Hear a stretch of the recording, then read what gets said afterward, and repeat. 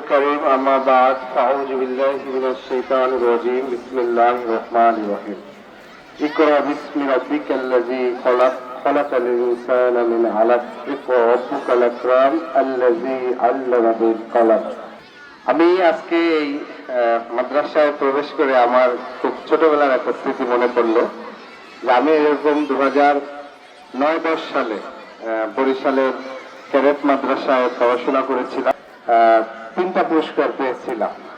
তো আজকে এখানে বার্ষিক খেলাধুলা আয়োজন। খেলাধুলা আসলে আমাদের মনকে সুস্থ সবল এবং বিকশিত করতে দিনে ইনশাআল্লাহ। আসসালামু আলাইকুম।